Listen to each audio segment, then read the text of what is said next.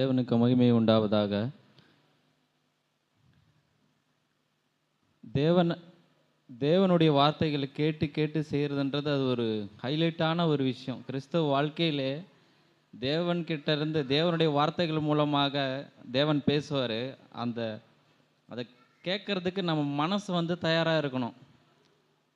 மென்மையான ஒரு இருதயம் வேணும் அவருடைய வார்த்தைகளை கேட்கறதுக்கு. அனுதினமும் பேசினிருக்காரு. சூழ்நிலை மூலமாக, வார்த்தைகள் மூலமாக தேவன் அனுதினமும் பேசுகிறவராக இருக்கிறார். இது யோவானெல்லாம் படிக்கும்போது தேவன் என்ன சொல்கிறாரோ அதுதான் இயேசு கிறிஸ்து செஞ்சார். இந்த வார்த்தை தான் அதிகமாக இருக்கும். இதை தான் ஹைலைட்டாக இருக்கும் அந்த யோவான் எழுதின சுவிசேஷத்தில். நான் நினச்சேன், இப்படிப்பட்ட வாழ்க்கை வந்து தான் ஒரு மேன்மையான ஒரு ஹையர் வாழ்க்கை. இதுதான் தேவன்கிட்ட இருந்து கேட்டு அதன்படி நடக்கிறதுன்றது ஒரு அற்புதமான வாழ்க்கை. அதுக்கு ஒரே ஒரு விஷயம் என்னன்னா தாழ்மையாகிறது தான். தேவனை நம்ம எந்த அளவுக்கு நம்ம மதிக்கிறோமோ, ஒரு மினிஸ்டர் அவர் கையெழுத்து போட்டால் தான் என்னுடைய வேலை நடக்கும். ஒரு சிஎம் அவர் மனசு வச்சாதான் இந்த வேலை நடக்கும். அவர் கையெழுத்து போட்டால் தான் இந்த வேலை நடக்கும். அப்படின்னும் போது என்னால் அது பண்ண முடியாது, அவரால் தான் அது செய்ய முடியும்.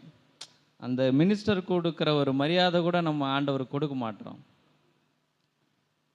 அந்த அளவுக்கு அவர் உயர்த்தினா மட்டும்தான் அவரால் முடியும், என்னால் முடியாது. தேவனால் தான் முடியும் இந்த வாழ்க்கை வாழ்கிறதுக்கு.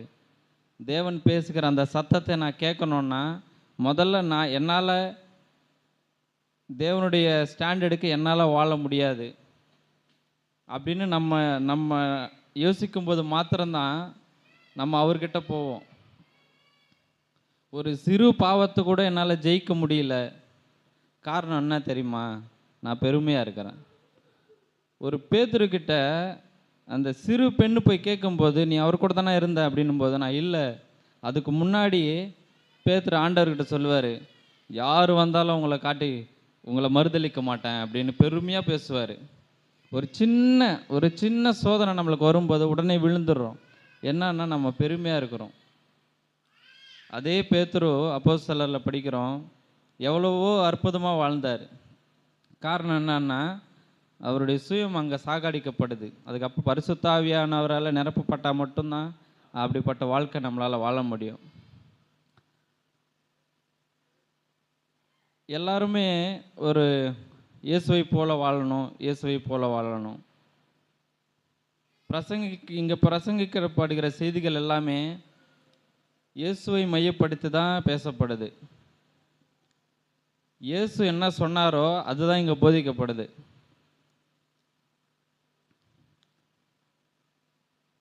இப்படிப்பட்ட ஒரு சத்தியத்தில் இருக்கிற நம்மெல்லாம் ஒரு பாக்கியவான்கள். இந்த வாழ்க்கையை வந்து நம்மளால் மிஸ் பண்ணிக்க முடியும். பிரதர் சொன்ன மாதிரி 7 மாதம் கடந்து போயிடுச்சு. இப்போ 7 மாதம் கிறிஸ்துவுக்காக நான் எப்படியெல்லாம் வாழணும்னு தேவன் விரும்பினாரோ அந்த வாழ்க்கையெல்லாம் மிஸ் பண்ணிட்டேன்.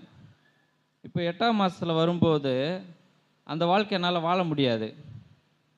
தேவன் வந்து பிரதர் கடந்த வாரத்தில் ஒரு மெசேஜ் ஒன்று எடுத்தார். அதில் வந்து தேவன் சவுலை தேர்ந்தெடுக்கும் போது சவுல் வந்து தாழ்மையாக இருந்தார். நான் சின்னவன், நான் அப்படி இப்படி அப்படின்னு சொல்லி இருப்பார். தேவன் அப்போ தேர்ந்தெடுப்பார் சவுலை. ஒரு உயர்வான எண்ணம், ராஜா என்கிற ஒரு பதவி தேவனாலே சவுலுக்கு கொடுக்கப்படும் போது தேவனுடைய வார்த்தைகளுக்கு அவர் கீழ்ப்படியாமல் போயிட்டார். அதனால் தேவன் வந்து சவுலுக்கு சொல்லுவார், நிரந்தரமாக உன்னுடைய சந்ததி தான் இந்த இஸ்ரேல் ஜனங்களை ஆட்சி செய்யும் அப்படின்னு தேவனாலே வாக்கு சொல்லியிருப்பார். யாருக்கு? சவுலுக்கு. ஆனால் இவர் கீழ்ப்படியாமல் பெருமையினாலே அது என்ன பண்ணுறாருன்னா, அந்த சவுலுக்கு நிரந்தரமான அந்த பதவி தருவேன்னாரு. அது வந்து நெக்ஸ்ட் ஆளுக்கு கடந்து போகுது, தாவீது கடந்து போகுது.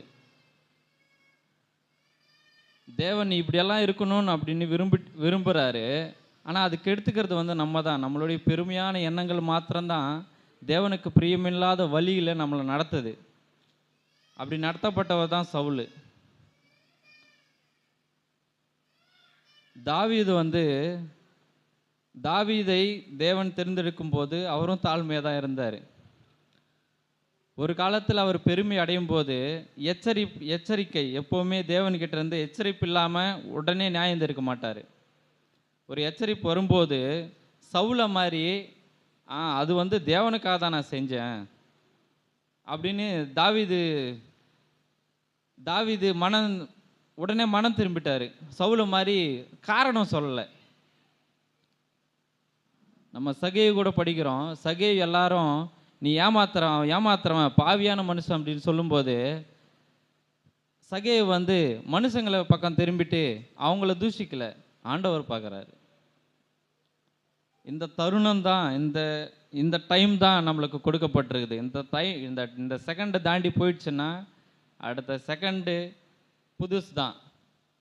அந்த பழைய செகண்டு தேவனுக்காக வாழக்கூடிய அந்த நேரங்களை நம்ம திருப்பி நம்மளுக்கு வராது. சவுல் போயிட்டானா இன்னொரு தாவீது இல்லையா இன்னொருத்தர். காரணம் என்னன்னா தாழ்மை. நம்ம பெருமையாக இருந்தோம் அப்படின்னா நம்ம கிறிஸ்துவை போலவும் வாழ முடியாது, தேவனுக்கு பிரியமாகவும் வாழ முடியாது. சர்ச்சுக்கு வரோம், ஒரு மணி கிளம்பி போயினே இருப்போம், அவ்வளோதான்.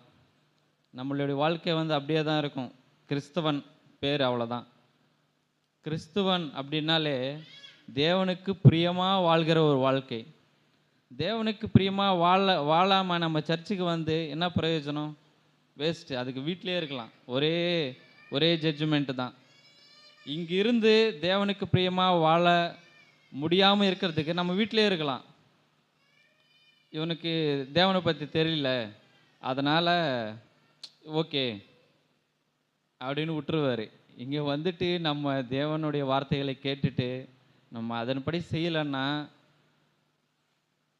ஒரு காலம் எடுத்து பார்ப்பார். இந்த இந்த இந்த வருஷத்தில் உன்னை ரட்சித்தேன், இந்த வருஷத்தில் நீ இப்படி இருக்கணும்லாம் விருப்பப்பட்டேன், நீ பாரு எப்படி வாழ்ந்திருக்க அப்படின்னு ஒரு லிஸ்ட்டு போட்டு காட்டினாருன்னா ரொம்ப கஷ்டமாக இருக்கும். எனக்கெல்லாம் அது நினைக்கும் போது ரொம்ப வேதனையாக இருக்குது. நாட்கள் எல்லாம் கடந்து போயின்னே இருக்குது. நம்ம ஜாக்கிரதையாக இருக்கணும். ஒரு வாட்டி போயிடுச்சுன்னா நம்ம திருப்பி அதை இழுத்துன்னு வர முடியாது. அதனால் வார்த்தைகளை வந்து ரிசீவ் பண்ணிப்போம். நம்ம வந்து 30, 60, 100க்கே எய்ம் பண்ணுங்க. 100 தான் பாஸ் மார்க்கு. 100 தான் தேவனாலே அங்கீகரிக்கப்படுகிற ஒரு வாழ்க்கை. ஏன்னா ஹை ஸ்டாண்டர்ட், ஒரு உன்னத வாழ்க்கை, இயேசு கிறிஸ்துவை போல வாழ்க்கை தான் 100 மடங்கு.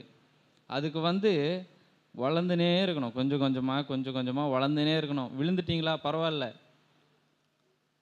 உடனே எழுந்துறீங்க. அங்கேருந்து ஸ்டார்ட் பண்ணணும்.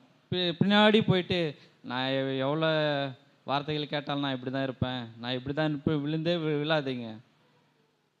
அங்கேருந்து ஸ்டார்ட் பண்ணுங்கள் திருப்பி. ஆண்டவரே நான் இப்படி இருக்கிறேன், உண்மையாக நேர்மையாக போய் அழுங்க ஆண்டவர்கிட்ட. ஆண்டவர் உண்மையாக வெற்றியுள்ள ஒரு வாழ்க்கை தருவார். அவர்கிட்ட போகிறதுக்கு நம்ம பயப்படவே கூடாது. ஏன்னா இங்கேருந்து உயிர் பிரிஞ்சிச்சுன்னா நம்மளுடைய வாழ்க்கை அதோ கதி தான். அங்கே போயிட்டு நம்ம இப்போ சொன்னார் பிரதர், அங்கேருந்து அப்ரகாம் அவன் லாசரு அந்த விரல் தண்ணியில் முக்கியத்துன்னு வந்து என் வாயில் விடுங்க அப்படின்னுவார். அந்தளவுக்கு அது ஒரு கொடுமையான ஒரு விஷயம் அது. அதனால் கிடைக்கிற நாட்கள், கிடைக்கிற வார்த்தைகளை நம்ம ரிசீவ் பண்ணிப்போம். தேவனுக்கு ஏற்ற மாதிரி தேவனுக்கு பிரியமாக வாழ்வோம். நம்மளுடைய பலத்தினாலே இன்றைக்கி 33வது சங்கீதத்தில் போட்டிருக்கோம், நம்ம வந்து நம்முடைய பலத்தினாலே நம்மளுடைய ஆஸ்திகள்னாலே நம்ம வந்து தேவனுக்கு சந்தோஷமாக வாழ முடியாது. யார் யார் தாழ்மையாக இருக்கிறவங்களோ அப்படின்னு ஆகாயத்துலேருந்து தேவன் பார்த்துன்னு இருக்கார். யார் யார் தாழ்மையாக இருக்கிறாங்க, யார் யாருக்கு ஈகர், அதாவது அவருடைய வல்லமை கொடுக்கலாம் அப்படின்னு பார்த்துன்னு இருக்கார். அவருடைய பார்வையில் நம்ம சிக்கணும் அப்படின்னா நம்ம தாழ்மையாக இருக்கணும். தேவனை தேடணும். ஒரு சும்மா நம்ம படிச்சிடறோம், இதெல்லாம் எவ்வளோ பெரிய வார்த்தைகள் தெரியுமா? ஒரு தேவன் சொல்கிறது கேட்டு அதன்படி செய்கிறதெல்லாம் ஒரு பயங்கரமான ஒரு விஷயம். அது வேற லெவல் வாழ்க்கை. அதனால் இந்த வாழ்க்கைக்கு ஆசைப்படுவோம். தேவனுக்கு மகிமை உண்டாவதாக. ஆமென்.